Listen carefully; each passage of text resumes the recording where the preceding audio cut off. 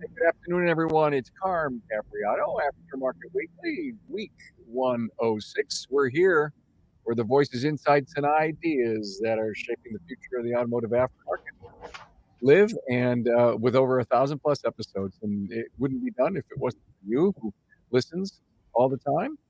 Um, we've got a great guest here today on Aftermarket Weekly. Tom Shear from Shear's Sales and Service in Allentown, PA. Hey, Tom.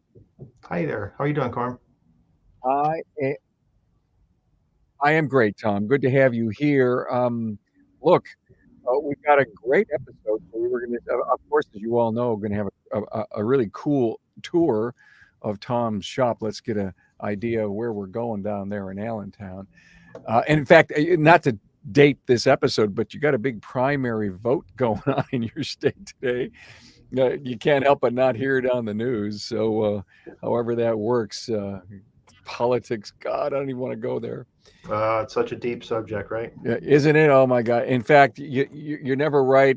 You're never right to even bring it up. So it's best not even to talk about it. Gotcha. So how long you guys been in business? So we're in business 27 years now. We started July of 95 is when we bought from my old boss.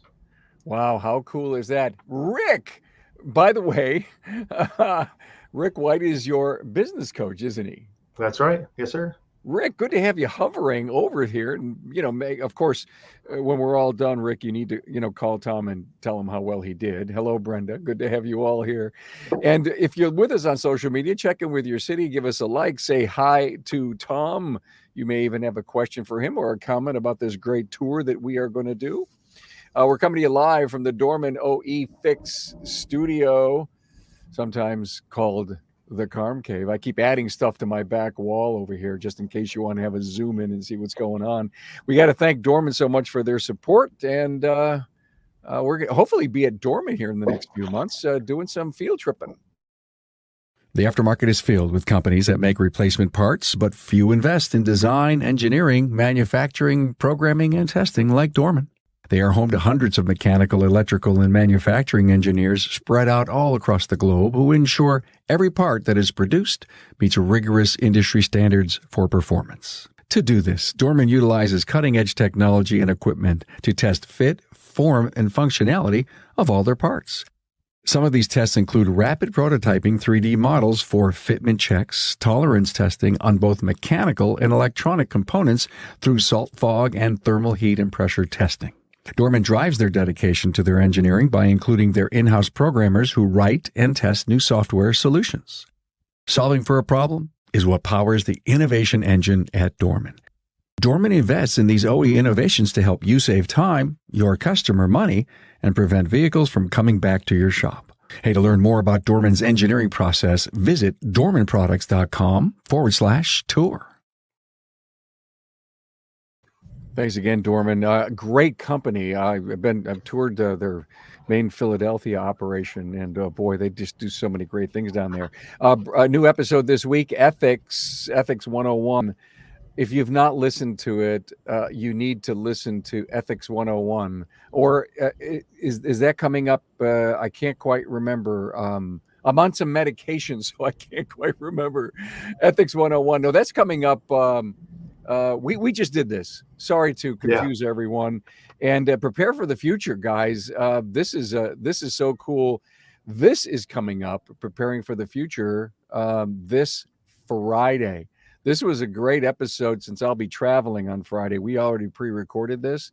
Wait till you hear what this team has to say. Well, look at Tom. Glad to have you here. Let's talk some business with you. I know you brought one very passionate topic that you'd love to discuss, and that would be on focus. And I'll be the first one to admit it's some very hard thing to do.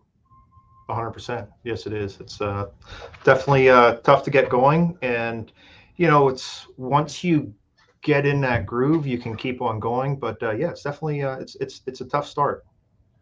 I know, and I don't know how. Do you have any secrets as to how you get yourself focused? Do you live off a day planner? Do you look at all the things you need to accomplish every day? Obviously, focus. You said you have a great coach in Rick White. He obviously is an accountability partner for you, and that also helps you focus. Right. Yeah, that's definitely a huge part of it. Rick's been really a big part of where I'm at and what we've got going on. Yeah, I'm definitely a work in progress as far as my day planner, things like that goes. I mean, I have actually my full focus planner here that Sammy got me for Christmas, and I'm working on implementing that more than just writing down a list. So, but yeah, it's there's a lot that goes into it. There is. I've got a couple of electronic items that I keep track of. I'm a voracious note taker, and you know what happens? You put one note on top of the next, on top of the next, and you lose focus as to what the one that you wrote an hour ago. Which is why I sometimes like the electronic ones. But focus resonates with you, and you recently told me that you were having a conversation with someone, and you said, hey, in your opinion, people are someone may have lost the focus on a few things in life. Right. Yeah, and it's tough that things like that come into play because it's I just feel it's so important to get a head start on this if you can. It's basically make a little bit of a sacrifice to get this stuff set up and in place right off the bat so that you don't get into the vicious cycle. It's when you get this into place, put some systems and processes down and work on that with your team. I mean, I'm not a one-man guy here. I have 10 employees. Most of us have a few people with us. So let's put systems and processes in place and empower our team to do their job. I mean, as a leader, I have a responsibility for the results of what we have to do, but I don't have that responsibility to do everything in there, if that makes sense. Yeah, it does. You brought up something huge, and can I just challenge or think? Sure. Is leadership the main focus that you have to perform for your people? Be a great Well, leader? well, I think leadership, that's where it all starts. And with the leadership, that branches out into everything else. It's as that responsibility, the taking your team down the path that they need to go, and you know, I should say it. I just kind of lost my thought, but empowering them to do their job, so that you don't have to be micromanaging them, and along that line there. Yeah, you said systems and processes, and I've always said after I say those two words, I always say win wars. I always say that because I learned that so many years ago that if people didn't have something to follow or to focus on, this is exactly how we run the business, then you lose. And you Right. lose in the marketplace, you lose great people, you lose customers. And the war that I believe that we're all in is to be the best and hire the best and have the best customers, and being kind of that's the win every day. 100%. Right. Yeah. Absolutely. And I mean, as along with that, I mean, you need to teach your team what to do, how to do it, but most importantly, why we want them to do it in a certain way. You just And nailed it. You just nailed it. It's the why. right.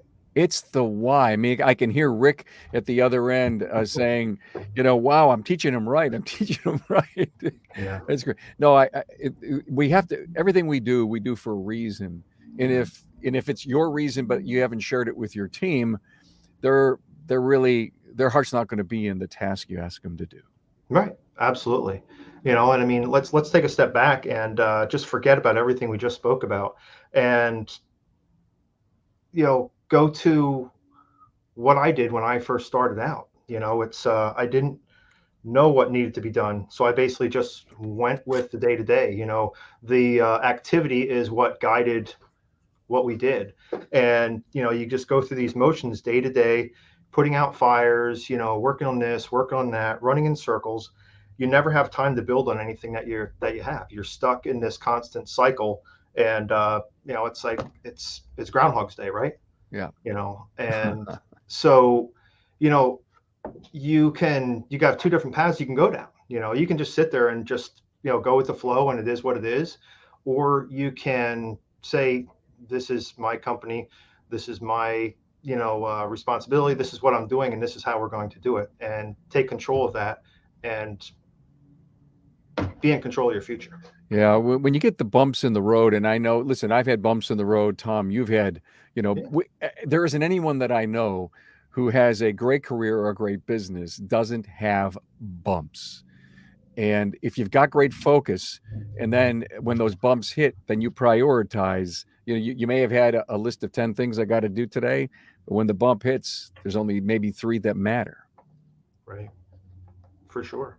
Hey, cool. Hey, I want you to come back because I think you got a lot of great things to say, and maybe we'll just do a remarkable results radio episode, and just me and you will just shoot the breeze about Sure. your great business in our industry. Um, the latest episodes that we have going on here in the company, at our media company, is and again, I'm on some medications, so I may not be totally focused here, okay? Aaron Becker released today. Wow, this was a great episode. He is the president of AirCept. I think you really like it. We got into some technical stuff. And again, Plan for Slow Times. That was a great episode. The old always be marketing thing, but much more in depth. Man, Fonzo, the Kung Fu Hustle with Justin Morgan. That was a really great episode. And Going Multi-Location Part 3 with Hunt Demarest. And that's 3 incredible episodes altogether, the 1, 2, and 3 with Hunt on that. So I think we're ready for your virtual tour. We're going to go out and see what's going on. And like I always tell the audience, I have not seen this yet. Can't wait to see it. I'm going to watch. Tom, you narrate. All righty. So basically, here's where this is our showroom entrance. So we do some sales here. The majority of what we focus on is service, though. So there's one of clients checking out one of the cars on our lot. There's our display lot for our sales cars. Got it. So yeah, we'll be heading inside the showroom here in a few seconds. Showroom, and I have to admit, I have some of my toys in here. I don't actually have cars for sale, so I don't have a big garage at home. So Is the Camaro a toy? that's my toy. Yeah, Stop it. Tell me what year. 71. Oh my God. My first car was a 72. I love the nose on that car. That's the split bumper, right? Absolutely. Yep. I Split love that bumper. car. Yeah. My first car ever. Yeah. Yeah. So here's my office. This is where I hide out and work most days. So Nice. That desk looks very focused. yeah, I full disclosure, it's not always that clean. So here's the service entrance, the service area. That's Lucy. That's our CSR over there. Hi. Here's Samantha. That's my daughter, and I'm my amazing service advisor. Cool. Great. Family business. Yep, absolutely. So Christy, my wife, couldn't be there that day. She had to leave a little bit earlier, but she's usually in helping us out as well. Nice amenities. I like Yeah, that. yeah, here's our Very nice. waiting area. Go outside and just show the side entrance there. And so we generally have our customers pull up along the side entrance there, right by the service entrance, stop, and come on in. That way, you don't have to worry about fighting through the parking down below, because that can get a little bit crazy. Sure.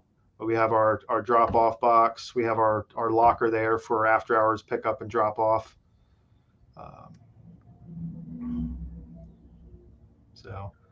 But yeah, we got a nice, clean, very fresh look. Very, very impressive. And one day I'd love for you to teach me a little bit about the used car business someday. I can try. I'm not the best at it, to be perfectly honest. But so this here's our lunchroom, lunch/training room.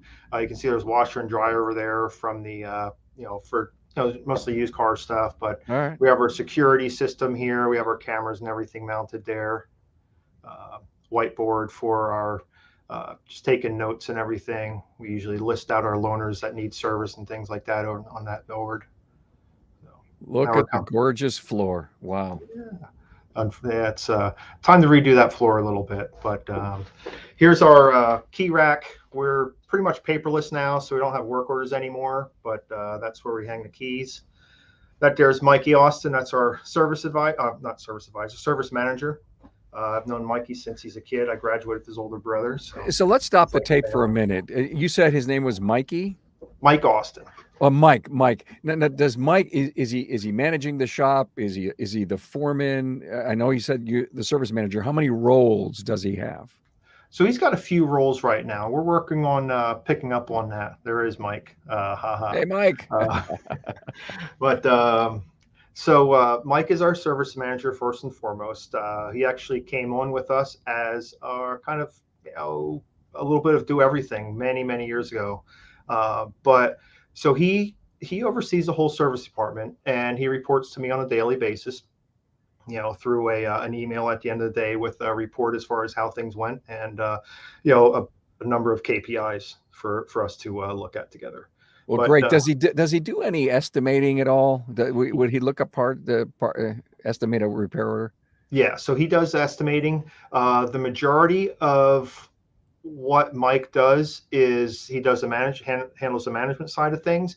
He handles the parts side of it, Oh, and he assists Samantha in the service advisor and the presentation role.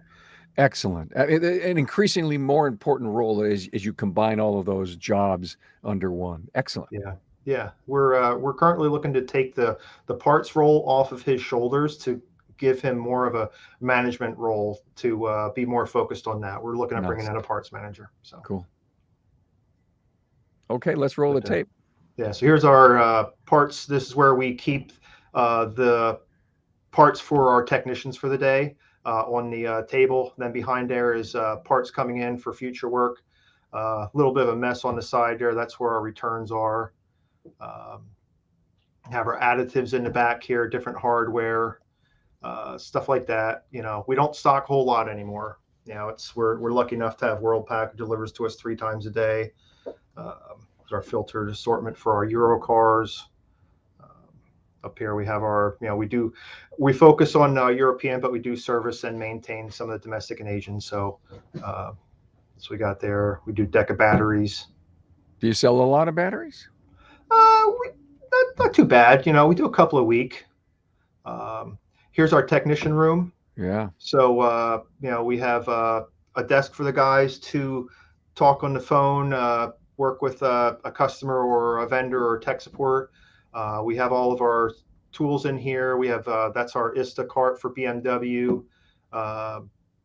We have our battery maintainer right onto that. We have our Mercedes factory tooling right there. That's the Eccentric, if I'm even saying it right. But we have a boatload of our independent tools, aftermarket tools there. We have the Bosch. We have different Altels. That's our AutoLogic. Very organized. I love it because when the guy needs a tool, he goes right for it, and it's always there. Yeah. And here you're going to have Ralphie Asher, one of our technicians. He is doing an ADAS camera recalibration for one of the local glass shops. So Nice. we're fairly new to the ADAS ordeal here, so we're still learning, but we're getting there. Ralphie's doing a really good job with it. And when you did your return on investment with that, Tom, you were obviously you bought it, so you must be satisfied with it. But and so many guys are reaching out into the community and raising their hand and says, "Hey, listen, come to us. We can help you." Right. Yeah. So and that's where I'm kind of getting a slow start with that. I mean, I worked through the ROI stuff, and to be honest, I didn't pay as much attention to that as maybe I should have. I just knew it was an area that I wanted to get into. It's an area that's pretty light for us, for our area. So, I had the opportunity and I went forward with it. Kip, who's watching, and probably Dave is watching. They both assisted me with the purchase of the Altel ADAS setup. But yeah, it's very nice. Are it. you one of the first in the area, Tom, to have that? There's I think there's like 2 or 3 others in the area. Got it. Yeah. Yeah, right. Thank you. Looking into the future. You know, there's just, I'm glad you did it. Yeah, yeah, for sure. So basically, just going down through the side here, that's Adam, our newest tech. He's our Porsche technician. Just before him on the other side was Jeff, our Mercedes guy. Um, this is Zaren's bay. Zaren does Yeah. a lot of the BMW and Jaguar stuff. How many techs altogether, Tom? We have 4 techs right now. We're just getting ready to bring on. We're working on bringing our 5th tech in right now. Good for you. Now, are you mostly Euro? Yes. Yes, Got it. absolutely. So yeah, we started out Volkswagen Audi only 25 years ago, 27 years ago. I'm sorry, but we branched out to everything at one point. Started servicing everything, and then we moved a few times along the way, and from there we've narrowed it down to the European focus. We don't diagnose or do anything in-depth electronic with anything domestic or Asian anymore. We partnered with another shop, good friend of mine, Adam, for that stuff there. And he brings the euro to us. We send the domestic and Asian to him. So, Nice. yeah. This And here's kind of our. Go but ahead. are you doing that as a sublet, Tom, or are you just giving him the car? Hey, can we hold on here 1 second, then? Yeah, sure. Okay. All right. We are doing so. So we kind of we communicate very well with our customer to find out what's going to be best for them. Yeah. If they want to go directly over to Adam, they'll go over to him, or we will take care of that on our own here and sublet that out to them. So, but yeah, it's we're very big on being transparent with our customer and doing what works best for them. Excellent. And if that means us taking care of it, that's what we'll do to keep keep everything within that. I see you have a floor scrubber. That's nice. And Yeah. what's that up on the ledge? So that is our new pressure washer that we just got installed a few months back, and I tell you what, it's just amazing. Everybody who touches it absolutely loves it.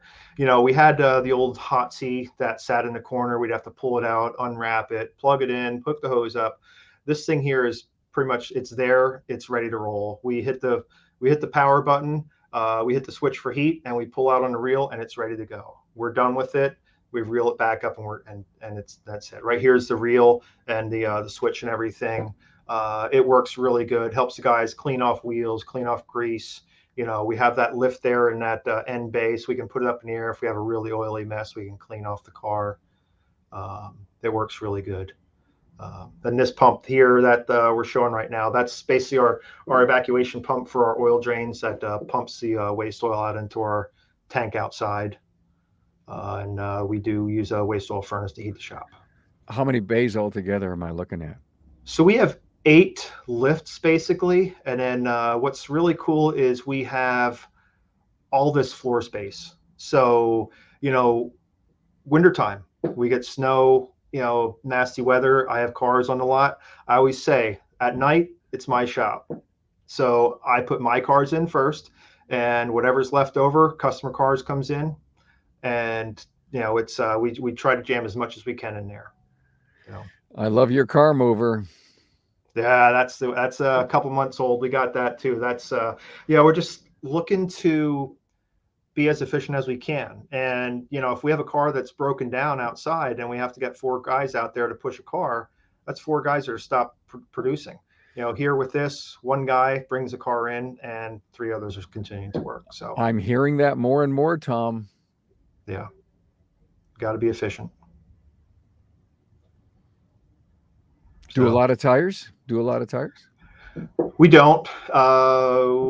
We're a Continental Gold dealer. I think we have like a $400 400 tire minimum to be active in the program. And I'm going to be honest, we didn't hit it last year. So it's too bad. But it's okay. It's tires are a convenience for our customer. We are not going to compete against the tire shops and the tire racks of the world or anything like that. It's just we're going to offer it as convenience, and if we can do something for them, great. If not, if the customer wants to go to their own tire place, that's all right too. Yeah. So well, it's an opportunity to grow. Yeah, 100%. If you concentrated on that. Yeah. Now, this isn't your sale lot, is it? This is my service lot. So this is a customer cars down here. Down back, you can see we have another pole building down there that We store extra equipment in, indoor storage for customers' cars that are here for a while, things like that. What a piece of property. This is huge. I tell you what. So if I didn't say it before, this is my dream shop. This is my competition that I bought out a few years back. And I used to drive past here. I actually drove Rick past here one time when he was up doing an on-site visit with us. And I pointed out and told him that this is my dream shop. So it's pretty amazing that we're actually here. Wow. How many acres? You know what? I I think just under three, but I'm Yeah. not 100% sure. I Nice don't remember, to size. be I honest. mean, Yeah. you could add to the building, you own it, right? So Yeah. there's so much you can do with it when you got the land, and what a beautiful building. Well, your dream shop, and you Yeah. said one day, Rick, I want to buy that, right? I did. Yeah. Yeah. Well, you focused, didn't you? We did. Yeah. We got it. We're able to get here. We just got to keep it going. Wow, wonderful. Very, very nice. Very proud of all the great things you've got going there, and love your systems, your processes, your peoples, your roles, and you're not afraid to invest in equipment. No, no, it's the way of the world. We got to, keep up with it to be able to take care of our clients. How cool is that? Tom Shear, thank you so much. Shear's Sales and Service, Allentown, Pennsylvania. We're going to have you back on, my friend. Thanks for the shop tour and our small talk this earlier in the show. Great to be here. Thank you.